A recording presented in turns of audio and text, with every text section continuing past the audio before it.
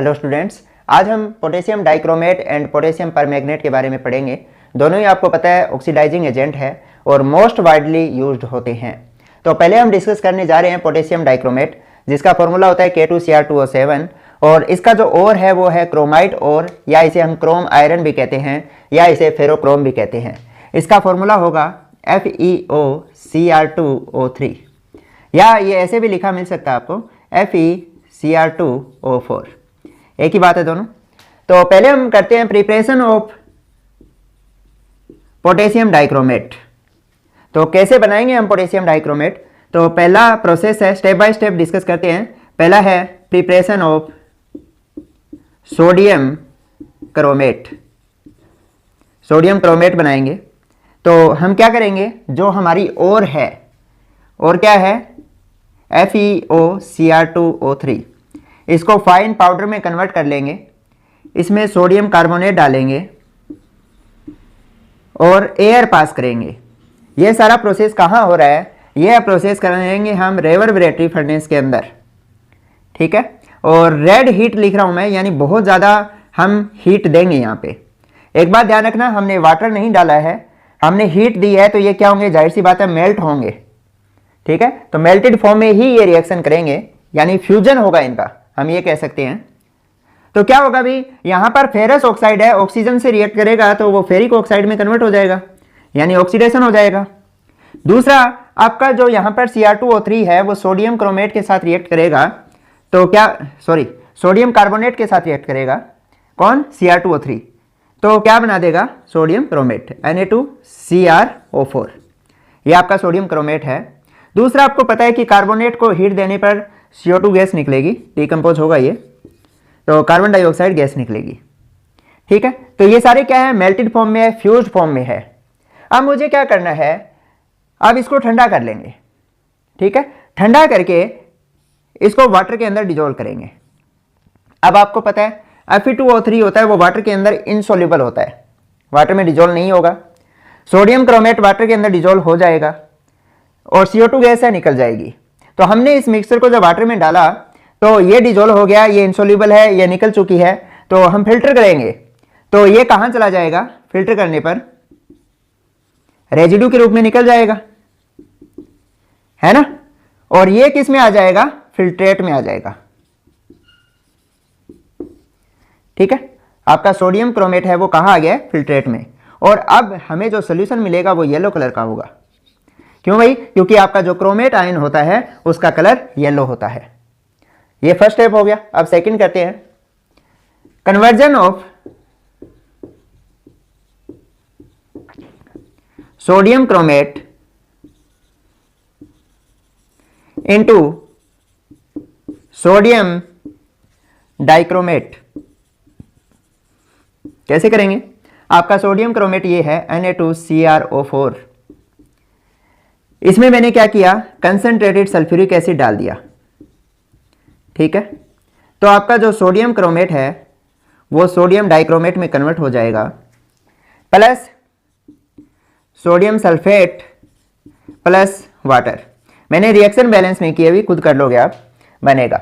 अब देखो कि आपका सोडियम सल्फेट है वो वाटर के अंदर बहुत कम सोल्यूबल होता है और यह Na2SO4 10H2O के रूप में प्रेसिपिटेटेड हो जाएगा, नीचे सेटल डाउन हो जाएगा। इसे क्या कहते हैं, सोडियम सल्फेट डेकाहाइड्रेट। ये सेटल डाउन हो गया और ये क्या है, वाटर के अंदर सोल्यूबल है, ठीक है। तो ये वाटर के अंदर सोल्यूबल है, ये इनसोल्यूबल है, फिल्टर करेंगे तो यह रेजिड्यू के रूप में निकल जाएगा और अब हमें क्या मिल जाएगा, सोडियम डाइक्रोमेट। और सोडियम डाइक्रोमेट का जो सोल्यूशन होता है वो कैसा होता है, ऑरेंज कलर का, ठीक है। क्रोमेट आपका येलो था, सोडियम जो क्रोमेट का सोल्यूशन था, और ये कौन सा होगा, ऑरेंज कलर का। अब क्या करेंगे हम, अब इसका जो सोल्यूशन है वाटर के अंदर उसको हीट देंगे, ठीक है। हीट देंगे तो वाटर क्या होगा, वेपोराइज हो जाएगा। अब इसका जो डाइल्यूट सोल्यूशन था वो किस में कन्वर्ट हो गया, कंसंट्रेटेड सोल्यूशन में। तो अब जो कंसंट्रेटेड सोल्यूशन हमें पोटेशियम डाइक्रोमेट सोडियम डाइक्रोमेट का मिला है उसको हमें कन्वर्ट करना है पोटेशियम डाइक्रोमेट में। तो थर्ड स्टेप लिखो, conversion of sodium dichromate into potassium dichromate. तो क्या होगा, आपका जो कंसंट्रेटेड सोडियम डाइक्रोमेट का सॉल्यूशन है, इसे हॉट कंसंट्रेटेड कहेंगे। क्यों भाई? क्योंकि डाइल्यूट सॉल्यूशन था, उसको हीट दी तो कुछ वाटर के मॉलिक्यूल वेपोराइज हो गए, तो ये क्या हुआ, कंसंट्रेटेड है और हीट दे रहे हैं तो हॉट ही होगा। तो जो हॉट कंसंट्रेटेड सोडियम डाइक्रोमेट का सॉल्यूशन है उसमें मैंने पोटेशियम क्लोराइड डाल दिया, तो यहाँ पे क्या होगी, डबल डिस्प्लेसमेंट रिएक्शन होगी। यहाँ पर पोटेशियम आ जाएगा, यहाँ सोडियम आ जाएगा, क्या बन जाएगा, K2Cr2O7 पोटेशियम डाइक्रोमेट बनेगा प्लस सोडियम क्लोराइड निकलेगा। अब एक बात और देखो, ये सारा एक्वस सॉल्यूशन में हो रहा है, वाटर के अंदर हो रहा है, तो आपका जो सोडियम क्लोराइड है वो वाटर के अंदर सोल्यूबल होता है। और दूसरी बात मोस्ट इंपॉर्टेंट है कि आपका जो सोडियम डाइक्रोमेट है वो पोटेशियम डाइक्रोमेट के कंपेयर में वाटर के अंदर ज्यादा सोल्यूबल है। यानी ये बात ध्यान रखो कि पोटेशियम डाइक्रोमेट है वो वाटर के अंदर क्या होगा, बहुत कम सोल्यूबल है। बहुत कम सोल्यूबल है तो मतलब ये क्या हो जाएगा, प्रेसिपिटेटेड हो जाएगा। प्रेसिपिटेटेड हो जाएगा तो फिल्टर करेंगे तो ये मिल जाएगा रेजिड्यू में, और ये क्लियर सोल्यूशन में रहेगा। ठीक है, तो इस तरह से हमें क्या होता है, पोटेशियम डाइक्रोमेट मिलता है। मैं रिपीट कर देता हूं, सबसे पहले हमने क्या किया था, जो फाइन पाउडर की फॉर्म में और था उसमें सोडियम कार्बोनेट डाला था।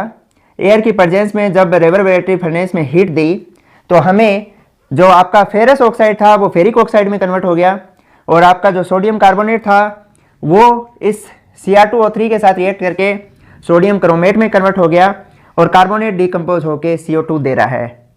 ठीक है, अब मैंने इस मिक्सचर को वाटर में डाला तो ये वाटर के अंदर इनसॉल्युबल है तो रिमूव हो गया, और आपका जो सोल्यूशन मिला हमें सोडियम क्रोमेट का, और वो सोल्यूशन था येलो कलर का। अब इसको मैंने इसमें मैंने क्या किया, कंसंट्रेटेड सल्फ्यूरिक एसिड डाल दी। तो कंसंट्रेटेड सल्फ्यूरिक एसिड क्या करेगा, सोडियम क्रोमेट को सोडियम डाइक्रोमेट में कन्वर्ट कर देगा। इसके साथ में सोडियम सल्फेट भी बनता है, बट सोडियम सल्फेट है वो लेस सोल्यूबल होता है वाटर में, तो इसलिए ये प्रेसिपिटेटेड हो जाएगा। अब मैंने क्या किया, सोडियम डाइक्रोमेट में पोटेशियम क्लोराइड डाल दिया, जिससे वहां पर डबल डिस्प्लेसमेंट रिएक्शन हुई और आपका सोडियम डाइक्रोमेट बन गया।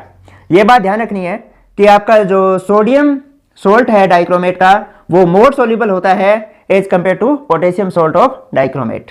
नोट कर, स्ट्रक्चर डिस्कस कर लेते हैं। तो पहले डिस्कस करते हैं क्रोमेट की, CrO4 2 नेगेटिव। तो इस तरह से लिखेंगे हम, ये आपका क्रोमेट है। अब देखो दिखाई दे रही है कैसी जियोमेट्री है, टेट्राहेड्रल। हाइब्रिडाइजेशन क्या होती है, मोस्ट इंपॉर्टेंट है, D3S होती है। कौन कौन पार्टिसिपेट करता है इसमें, 3DXY, 3DYZ, 3DZX और 4S, ये मिलकर ये बॉन्डिंग करते हैं इसके अंदर। अब देखो इसकी ऑक्सीडेशन स्टेट देखो, ये +6 है। +6 का मतलब क्या हो गया, इसमें 3D5 4S1 इलेक्ट्रॉनिक कॉन्फ़िगरेशन यही थी ना क्रोमियम की, मतलब कोई भी अनपेयर्ड इलेक्ट्रॉन नहीं है, मतलब ये क्या हो गया आपका डाया मैग्नेटिक।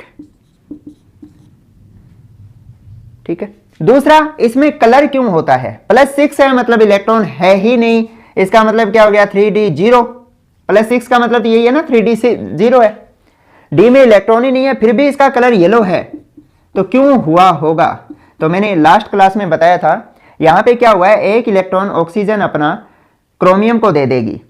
ठीक है, इसे हम कहते हैं ligand to metal charge transfer.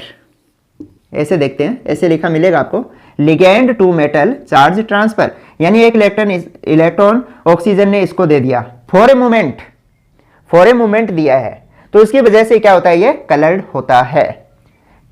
अब नेक्स्ट, ये मोस्ट इंपॉर्टेंट है अभी, और नेक्स्ट बात करते हैं हम डाइक्रोमेट की, Cr2O7 2 नेगेटिव। और एक बात और ध्यान रखना भी, यहां क्या होगा, रेजोनेंस होगा। तो रेजोनेंस होगा तो सभी जो बॉन्ड लेंथ है इक्वल होगी, all bond length are equal. अब आ जाओ इधर, Cr2O7 में कैसी स्ट्रक्चर होगी, क्रोमियम है, ऑक्सीजन है, क्रोमियम है, तो double bond O minus, double bond O minus, ये स्ट्रक्चर होगी। मतलब दो टेट्राहेड्रल यूनिट एक ऑक्सीजन के द्वारा जुड़ी हुई है। ठीक है, और जिस ऑक्सीजन के द्वारा जुड़ी हुई है, अगर इस बॉन्ड लेंथ की बात करें Cr और O की, ये बॉन्ड लेंथ बाकी जो बॉन्ड लेंथ है उनसे ज्यादा होगी।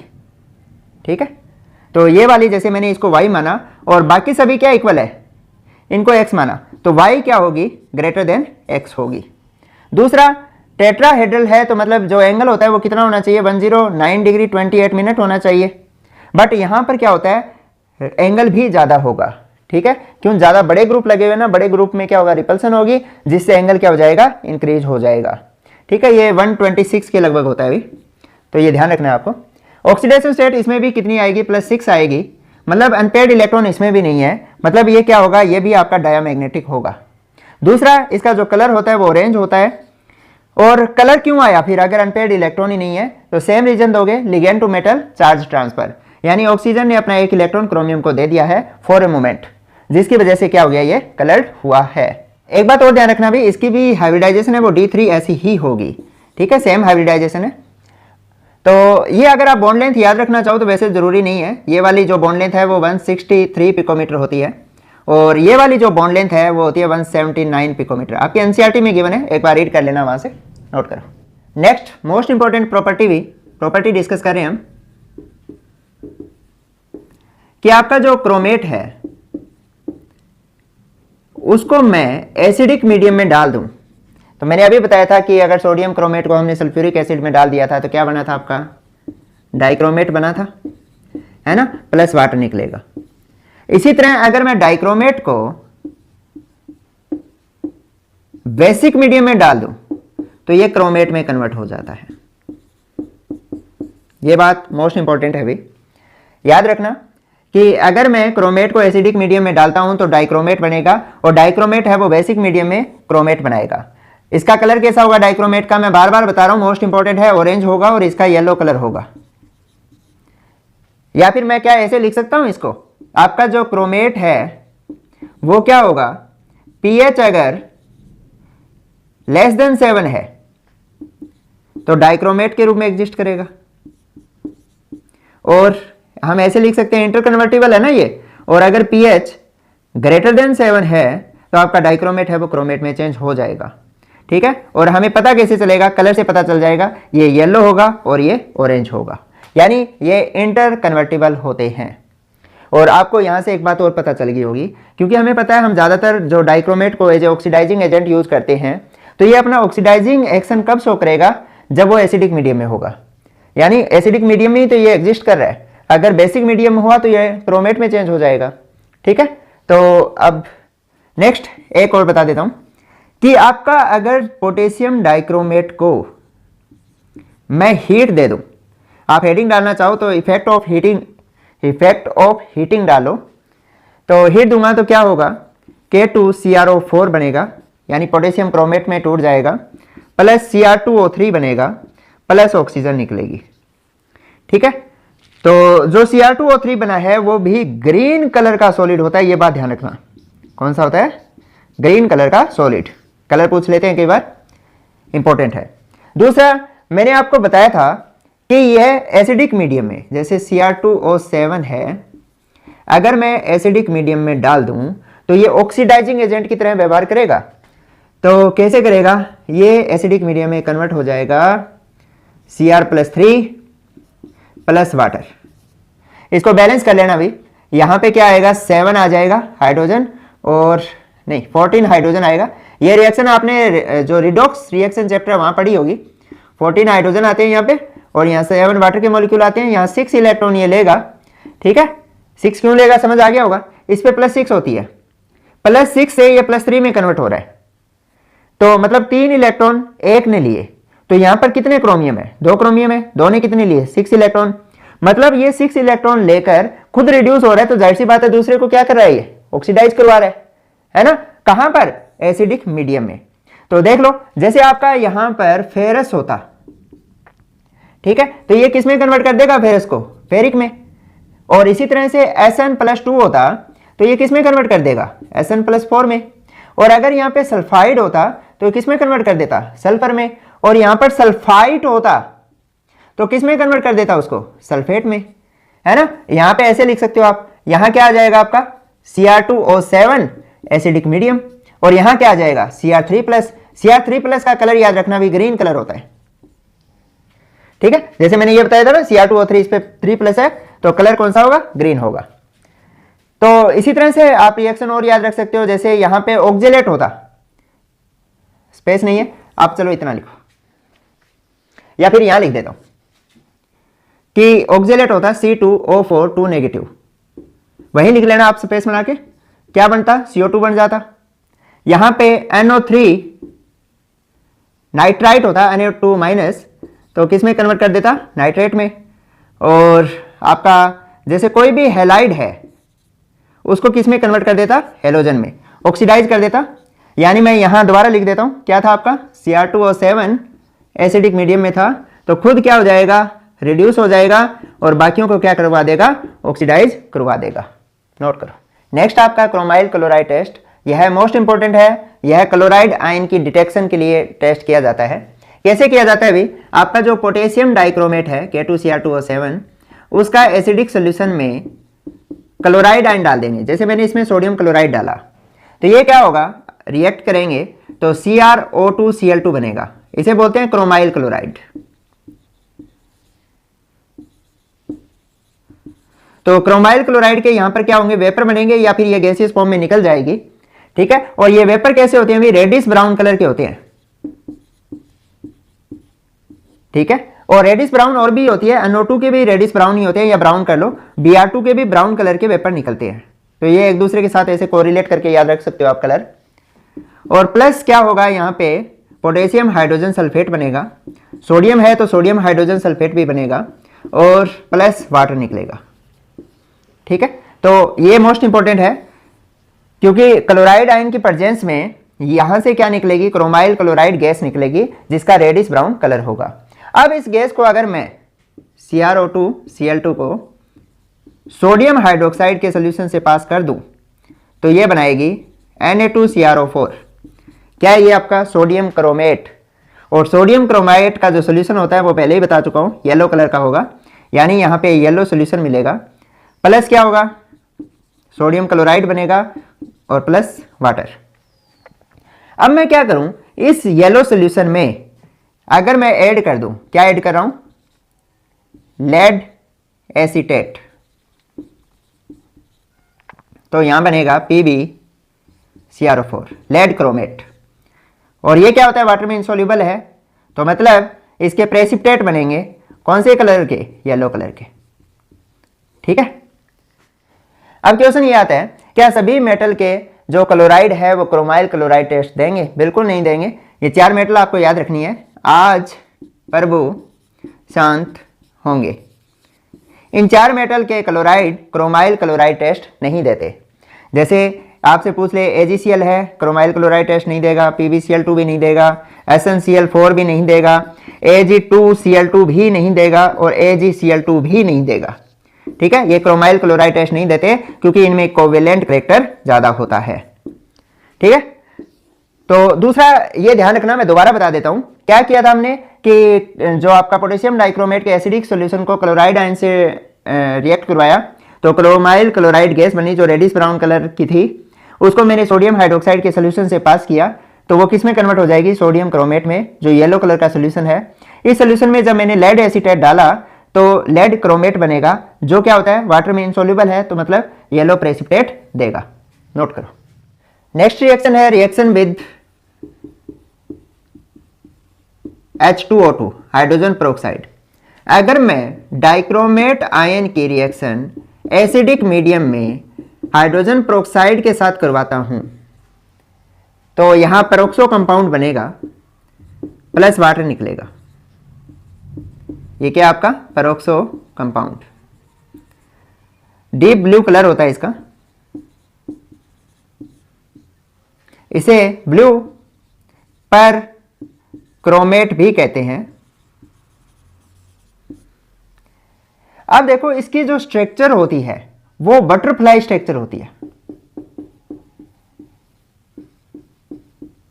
कैसी होगी भी, आपका ये क्रोमियम है, यहां ऑक्सीजन, यहां ऑक्सीजन, पेरोक्सो कंपाउंड है, तो जाहिर सी बात है पेरोक्साइड लिंकेज होंगे इसके अंदर, ये वाली स्ट्रक्चर होगी, ठीक है। तो इस पे क्या हो जाएगा, -1, इस पे -1, इस पे -1, इस पे -1 और इस पे -2, यानी इस पे ओवरऑल +6 चार्ज होता है। अब देखो वैसे तो क्या होता है, अगर मैं इसको ऑर्गेनिक सॉल्वेंट की प्रेजेंस में करूं, जैसे यहां पे अमाइल अल्कोहल प्रेजेंट है या फिर इथर प्रेजेंट है या फिर पायरिडीन प्रेजेंट है, यानी कोई भी ऑर्गेनिक सॉल्वेंट प्रेजेंट है, तो ये जो ब्लू कलर का सॉल्यूशन बना है वो स्टेबल होगा। ठीक है, बट अगर इनमें से कोई भी ऑर्गेनिक सॉल्वेंट प्रेजेंट नहीं है तो ये क्या होगा, आपका अनस्टेबल होगा और यह डीकंपोज होके Cr2O3 और ऑक्सीजन बना लेगा, और ये क्या होगा, आपका ग्रीन कलर का होता है, यानी ब्लू कलर है वो चला जाएगा। और ये इनकी प्रेजेंस में स्टेबल कैसे होता है भाई, जैसे इथर का एग्जांपल दे देता हूं। इथर क्या होता है, ROR, तो हमें पता है इसके पास क्या है, ऑक्सीजन के पास लोन पेयर है, तो ये इसके साथ कोऑर्डिनेट बॉन्ड बना के इसको स्टेबलाइज कर देगा। ठीक है, नोट करो। नेक्स्ट है रिएक्शन विद सल्फ्यूरिक एसिड। अगर मैं K2Cr2O7 की रिएक्शन सल्फ्यूरिक एसिड के साथ करवाता हूं, दो कंडीशन हो सकती है, एक कोल्ड और दूसरी हॉट। तो कोल्ड कंडीशन में क्या होगा, CrO3 बनेगा, KHSO4 बनेगा प्लस वाटर बनेगा, और हॉट कंडीशन है तो यहां पर बनेगा K2SO4 CrSO4 2,3, ये क्या आपका क्रोमियम सल्फेट प्लस वाटर बनेगा और प्लस ऑक्सीजन गैस निकलेगी। ये मोस्ट इंपॉर्टेंट है अभी, क्रोमियम ट्राइऑक्साइड या क्रोमिक एनहाइड्राइड बोलते हैं, इसके क्या होते हैं, रेड क्रिस्टल मिलते हैं आपको।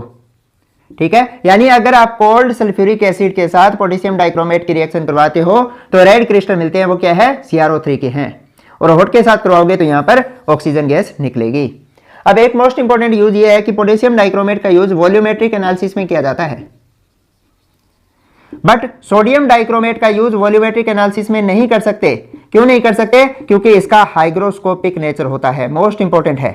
ठीक है, क्योंकि ये हाइग्रोस्कोपिक है या इसे डेलिक्यूसेंट कहते हैं, डेलिक्यूसेंट होने के कारण इसका वॉल्यूमेट्रिक एनालिसिस में यूज नहीं होता। नोट करो, आगे बढ़ते हैं। नेक्स्ट हम डिस्कस करने जा रहे हैं पोटेशियम परमैंगनेट यानी कि MnO4 के बारे में। तो पहले बात करते हैं इसका ओर। इसका ओर होता है पायरोल्यूसाइट, फॉर्मूला होता है MnO2, ये डार्क ग्रे कलर का होता है या फिर ब्लैक कलर भी बोल देते हैं इसका। मेथड ऑफ प्रिपरेशन करते हैं पहले, कैसे बनेगा। पहला है conversion of pyrolusite into potassium magnet. कैसे करेंगे, आपका जो पायरोल्यूसाइट ओर है उसको फाइन पाउडर में कन्वर्ट कर लेंगे, उसके बाद में उसको पोटेशियम हाइड्रोक्साइड के साथ ऑक्सीजन की प्रेजेंस में फ्यूज करेंगे, मतलब बहुत ज्यादा हीट देंगे। ठीक है, तो अब एक बात और ध्यान रखो भी, पोटेशियम हाइड्रोक्साइड की बजाय यहाँ पे पोटेशियम कार्बोनेट भी यूज कर सकते हैं हम। ऑक्सीजन की बजाय हम यहाँ पे जैसे KNO3 पोटेशियम नाइट्रेट यूज कर लेंगे, ये डिकम्पोज होकर भी ऑक्सीजन देते हैं, या फिर इसकी बजाय KClO3 पोटेशियम क्लोरेट है वो भी यूज कर सकते हैं, क्योंकि इनको हीट दोगे तो भी ये भी ऑक्सीजन देंगे। ठीक है, तो होगा क्या, यहां पर आपका बनेगा K2MnO4 potassium magnet plus water निकलेगा। ठीक है, अगर यहाँ पे पोटेशियम कार्बोनेट लेते तो यहाँ पे CO2 गैस निकलती, ये ध्यान रखना है। तो अब आपका जो पोटेशियम मैग्नेट बना है वो ये ग्रीन कलर का होता है, और पोटेशियम परमैंगनेट है वो पर्पल का होता है। पर से पर याद रख लेना, परमैंगनेट पर्पल। ठीक है, तो अब जो हमारा पोटेशियम मैग्नेट बन गया उसको हमें कन्वर्ट करना है पोटेशियम परमैंगनेट में। तो सेकंड स्टेप लिखो, कन्वर्जन ऑफ, आप लिख लेना, conversion of K2MnO4 into KMnO4। ठीक है, तो पोटेशियम परमैंगनेट को पोटेशियम मैग्नेट में कैसे कन्वर्ट करेंगे, तो क्या मैं इसको ऐसे लिख सकता हूं, ये है आपका MnO4 2 नेगेटिव, इसको मैं एसिडिक मीडियम में रख दूं तो होगा क्या, ये बनाएगा आपका MnO4 नेगेटिव यानी परमैंगनेट प्लस MnO2 बनेगा प्लस वाटर बनेगा। यानी एसिडिक मीडियम में अगर मैं इसको रिएक्ट करवाता हूं तो यह परमैंगनेट और MnO2 बना लेता है, यानी MnO2 दोबारा बन गया, तो इसका 1/3 इसमें MnO2 में कन्वर्ट हो गया। तो ये इंडस्ट्रियली इंपॉर्टेंट नहीं है, कॉमर्शियली इस मेथड से हम परमैंगनेट नहीं बनाएंगे।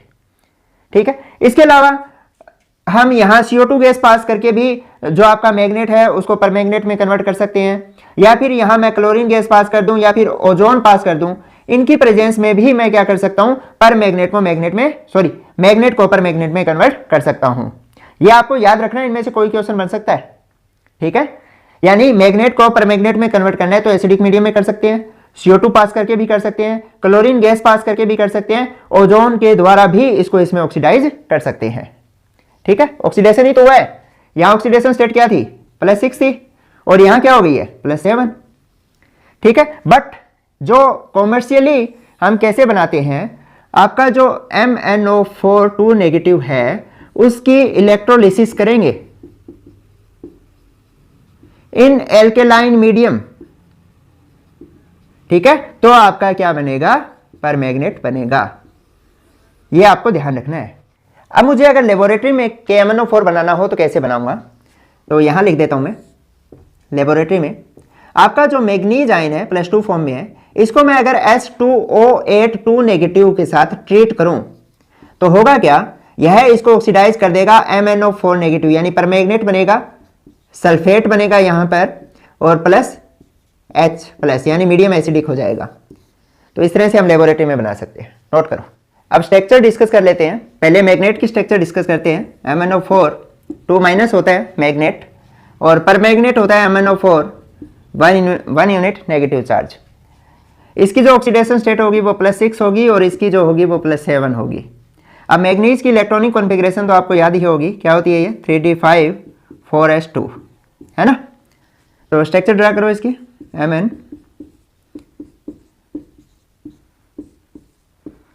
टेट्राहेड्रल जियोमेट्री होगी, D3s हाइब्रिडाइजेशन होगी, क्योंकि इसके पास एक अनपेयर्ड इलेक्ट्रॉन बच जाएगा तो ये पैरामैग्नेटिक होगा, है ना। एक इलेक्ट्रॉन 6 दे दिए तो एक बच गया। और दूसरा क्या होगा, ये ग्रीन कलर का होता है। कलर क्यों होगा भाई यहां पर, ड्यू टू डी ट्रांजिशन की वजह से होगा, ध्यान रखना है आपको। कलर के बारे में लास्ट लेक्चर में मैं बता चुका हूं, ठीक है। और हाँ इधर आ जाओ, हाँ सभी के सभी जो बॉन्ड लेंथ है वो इक्वल होगी। क्यों भाई, क्योंकि यहां रेजोनेंस हो रहा है। और बॉन्ड ऑर्डर कितना आ जाएगा, बॉन्ड ऑर्डर तो रेजोनेंस में मैं सिखा चुका हूं आपको निकालना, केमिकल बॉन्डिंग में। तो 2 4 5 6 6/4 1.5 आएगा। तो यहां देखो Mn double bond O double bond O double bond O O-। पहली बात टेट्राहेड्रल है, सेम, D3s हाइब्रिडाइजेशन है, +7 है, मतलब अनपेयर्ड इलेक्ट्रॉन नहीं है, डायामैग्नेटिक है, ठीक है। पर्पल कलर है, या कई जगह वायलेट कलर भी होता है। क्यों होगा, ड्यू टू ऑक्सीजन से मैग्नीज पे एक इलेक्ट्रॉन का ट्रांसफर होगा, यानी हम इसे ये कहेंगे ना, लिगेंड मेटल चार्ज ट्रांसफर की वजह से। मोस्ट इंपॉर्टेंट है। इसके अलावा ये क्या करता है, ये मोस्ट इंपॉर्टेंट पॉइंट है भी, ये temperature dependent weak paramagnetism show करता है, ठीक है। और क्या ध्यान रखना आपको इसमें, हाँ यहां बॉन्ड ऑर्डर क्या आएगा, बॉन्ड लेंथ सब इक्वल होगी भी, यहां भी रेजोनेंस होगा, तो रेजोनेंस जहां भी होता है बॉन्ड लेंथ इक्वल होती है। तो यहां बॉन्ड ऑर्डर आ जाएगा आपका 2 4 6 7 7/4, यानी ये कितना आ गया, 1.75 के लगभग आ गया मेरे ख्याल में, देख लेना कैलकुलेट करके। अब देखोगे तो ये वाला जो बॉन्ड ऑर्डर है इस वाले बॉन्ड ऑर्डर से ज्यादा है ना, ये बॉन्ड ऑर्डर ज्यादा है। और आपको पता है कि जो बॉन्ड ऑर्डर होता है वो इनवर्सली प्रोपोर्शनल होता है बॉन्ड लेंथ के, यानी यहां बॉन्ड ऑर्डर ज्यादा है तो ये वाली बॉन्ड लेंथ है, जैसे मैंने इसको y माना और इसको x माना, तो इन दोनों में से ज्यादा कौन सी होगी, बॉन्ड लेंथ बहुत ज्यादा होगी जिसका बॉन्ड ऑर्डर कम होगा, तो x ग्रेटर देन y होगा। मोस्ट इंपॉर्टेंट, नोट करो। अब डिस्कस करने जा रहे हैं प्रॉपर्टीज ऑफ पोटेशियम परमैंगनेट। इसका कलर मैंने बता दिया था, डार्क पर्पल होता है, या ये लगभग ब्लैक कलर के लगभग इक्वल होता है अभी, यानी बहुत ज्यादा डार्क होता है। दूसरा, इसकी वाटर के अंदर जो सोल्युबिलिटी है बहुत कम होती है।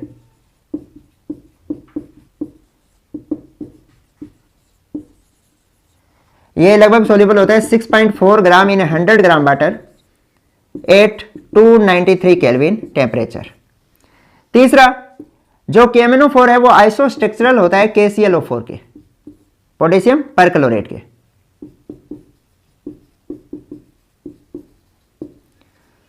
और इसके अलावा आप क्या याद रखोगे कि इफेक्ट ऑफ हीटिंग, अगर आप KMnO4 को हीट देते हो तो यह K2MnO4 बनाएगा। कैसा था भाई, ये ग्रीन कलर का था ना, MnO2 बनेगा, डार्क ग्रे कलर का था, और ऑक्सीजन निकलेगी जो कलरलेस होती है।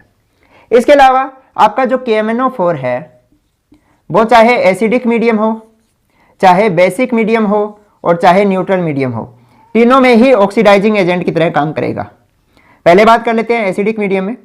तो एसिडिक मीडियम में ये क्या करेगा, 5 इलेक्ट्रॉन लेगा और Mn+2 में कन्वर्ट हो जाएगा।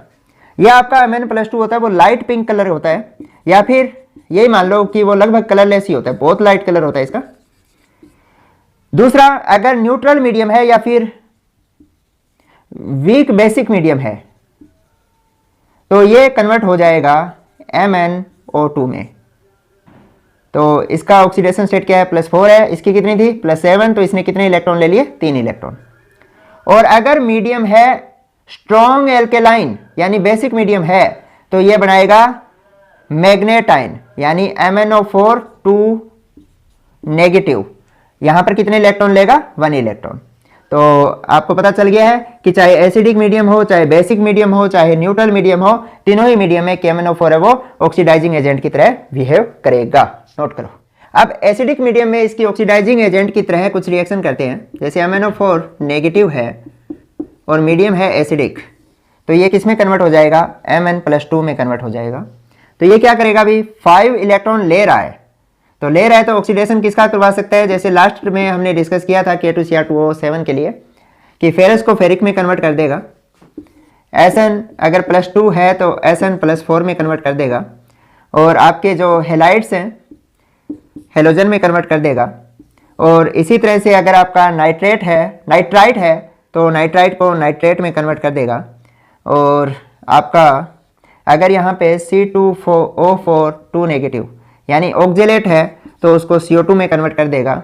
इसके अलावा अगर आपका सल्फाइड है तो उसको सल्फर में कन्वर्ट कर देगा। इसके अलावा यहाँ लिख देता हूँ, अगर आपका सल्फर डाइऑक्साइड है तो उसको SO4 2 नेगेटिव में कन्वर्ट कर देगा। यानी ये ऑक्सीडेशन करवाएगा उनका, है ना। अब एक बात और ध्यान रखनी है आपको कि अब यहाँ पे जो एसिड लेते हैं वो कौन सा लेंगे, वो डाइल्यूट H2SO4 लेंगे। यहाँ पे हम HCl यूज नहीं कर सकते, हम नाइट्रिक एसिड यूज नहीं कर सकते।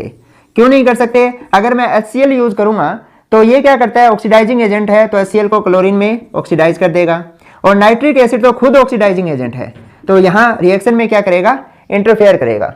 तो जहां हमें वॉल्यूमेट्रिक एनालिसिस करनी होती है या एस्टिमेशन करना होता है तो हम वहां पे क्या करेंगे, डाइल्यूट H2SO4 यूज करेंगे।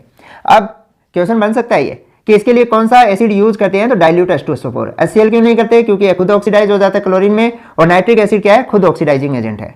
अब क्वेश्चन ये आता है कि अगर मैं यहाँ पे कंसंट्रेटेड सल्फ्यूरिक एसिड यूज कर लेता तो क्या होता, तो ये क्या करता है कि KMnO4 के साथ रिएक्ट करके, ये आपको पता है स्ट्रॉन्ग डिहाइड्रेटिंग एजेंट है, तो बना देता आपका Mn2O7, ठीक है, कोवेलेंट कंपाउंड है, और ये क्या होता है, ग्रीन कलर का ऑयल होगा, ठीक है।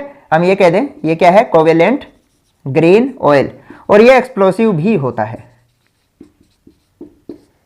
नोट करो।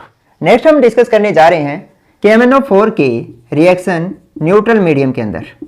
मान लो मैंने न्यूट्रल मीडियम वाटर ले लिया, तो इसमें क्या होगा, ये क्या किस में कन्वर्ट होता है, MnO2 में, न्यूट्रल मीडियम में, मैंने बताया था आपको। तो ये क्या करेगा, अगर आपका जैसे आयोडाइड आयन है उसको कन्वर्ट कर देगा IO3- में, ब्रोमाइड आयन को ये कन्वर्ट कर देगा BrO3- में।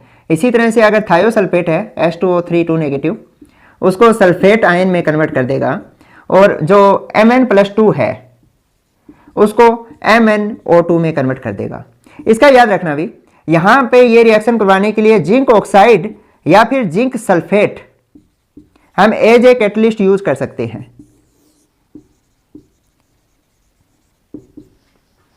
अब इनकी ऑक्सीडेशन स्टेट भी चेक कर लेना, कितनी हो जाएगी इसकी +5 और इसकी भी क्या हो जाएगी +5।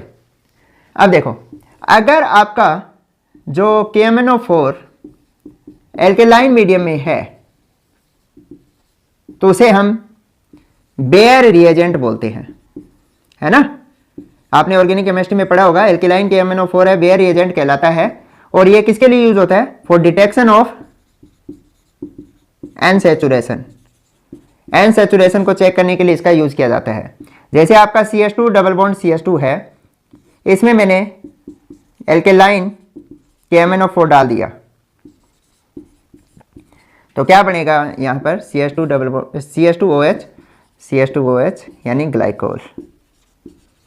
तो ये याद रखना है, एल्केलाइन KMnO4 का यूज बेयर रिएजेंट के रूप में किया जाता है एनसैचुरेशन को डिटेक्ट करने के लिए।